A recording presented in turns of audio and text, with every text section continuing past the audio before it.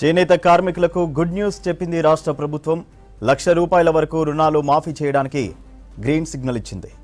33 కోట్ల రుణాలు రద్దు చేయడానికి ప్రాథమికంగా అనుమతులు మంజూరు చేసింది.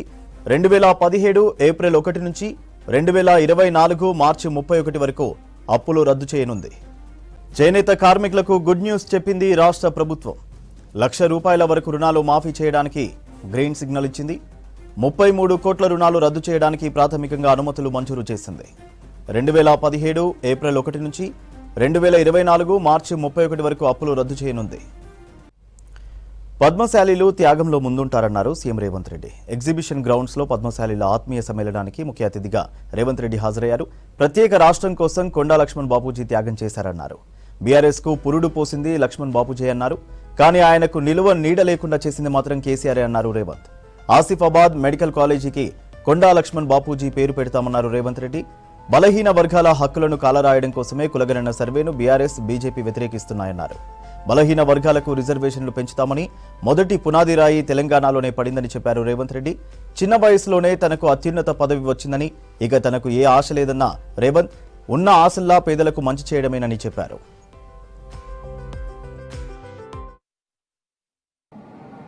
కొండా లక్ష్మణ్ బాపూజీ గారు ఆనాటి తెలంగాణ ప్రజలు తొలి తెలంగాణ ఉద్యమంలో తెలంగాణ రాష్ట్రాన్ని సాధించాలి అని, తెలంగాణ రాష్ట్ర సాధననే ఈ ప్రాంత బడుగు బలహీన దళిత గిరిజన మైనారిటీ వర్గాల యొక్క అభ్యున్నతని లక్షలాదిగా ఆనాడు ఉద్యమ బాట పట్టిండు. ఆ ఉద్యమ సందర్భంగా చాలామంది ఉద్యమకారులు ప్రజానాయకులైనరు, ప్రజాప్రతినిధులైనరు, ఎమ్మెల్యేలు, ఎంపీలుగా మారినరు.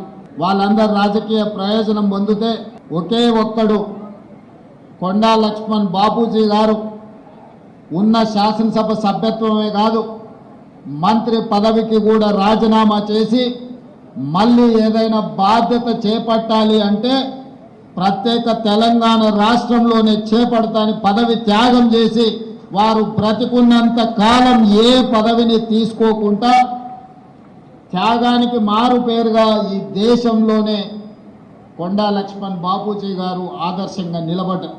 జలదృశ్యంలో మళ్ళీ తెలంగాణ ఉద్యమం ఆ నాయకుల పేర్లు ప్రస్తావించదలుచుకోలేదు, కానీ తెలంగాణ ఉద్యమం చెయ్యాలి అని రాజకీయ పార్టీని పెడితే వాళ్ళు కానీ వాళ్ళకి కావాల్సిన వాళ్ళు కానీ వాళ్ళ బంధువులు కానీ ఎవరు నిల్వ నీడ కూడా ఇవ్వలేదు. కానీ త్యాగానికి మారు పేరైన కొండా లక్ష్మణ్ బాపూజీ గారు ఆహ్వానించి నక్లెస్ రోడ్డు మీద సచివాలయం ఎదురుగా జలదృశ్యాన్ని దశాబ్దాలుగా వారు నివసిస్తున్న సొంత ఇంట్లోనే సాదరంగా ఆహ్వానించి ఆ రాజకీయ పార్టీకి పురుడు పోచింది కొండా లక్ష్మణ్ బాపూజీ గారు అని చెప్పి నేను సందర్భంగా తెలియజేస్తున్నా. వారు వీరికి నీడనిచ్చిందని, ఆనాడు వారికి నిలువ నీడ లేకుండా ఆనాటి ప్రభుత్వాలు చేసినా కొండా లక్ష్మణ్ బాపూజీ గారు భయపడలేదు. నేనున్నదే ఈ ప్రజల కోసం, నా త్యాగాన్ని ప్రజలు గుర్తు పెట్టుకుంటారు, ఈ ప్రజల కోసం సర్వం త్యాగం చేస్తానని ముందు వరుసన నిలబడ్డది కొండా లక్ష్మణ్ బాపూజీ గారు.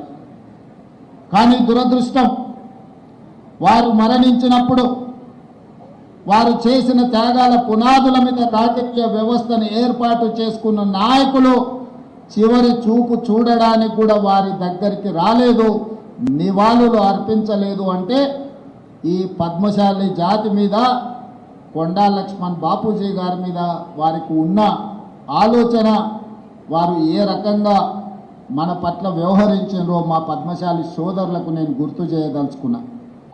ఈ ప్రభుత్వం మీది, మీ సోదరుడు రేవంత్ అన్న తెలంగాణ రాష్ట్రానికి ముఖ్యమంత్రిగా ఉన్నాడు. మీకు కావాల్సిన పనులన్నీ చేయించుకోండి, చేయించుకోకపోతే అది మీ తప్పు అవుతుంది, నా తప్పు కాదు. మీరు అడిగింది ఇవ్వడం నా కర్తవ్యం. నా కర్తవ్యాన్ని నిర్వహించడంలో నేను ఎప్పుడు వెనక అడుగు వేయను. మీకందరికీ తెలుసు, కష్టం వచ్చినా, నష్టం వచ్చినా, ఇబ్బందులు వచ్చినా, ఏదొచ్చినా ఎదుర్కొని నిలబడ్డ నేను ఈరోజు మీ అందరి ఆశీర్వాదంతో తెలంగాణ రాష్ట్రానికి 2వ ముఖ్యమంత్రిగా అత్యంత చిన్న వయసులోనే ఈరోజు ఈ బాధ్యత నాకు వచ్చింది. ఈరోజు నాకు ఏ చీకు చింత లేదు, ఏ వ్యసనాలు లేవు, ఏ అవసరాలు లేవు. నాకున్నదల్లా నన్ను ఆశీర్వదించిన ఈ సమాజానికి ఏదైనా చేయాలన్న తపన తప్ప నాకు అండగా నిలబడ్డ కుటుంబాలను వాళ్ళ బిడ్డగా ఈరోజు ఆదుకోవాలన్న ఆలోచన తప్ప నాకు ఇంకొకటి లేదు.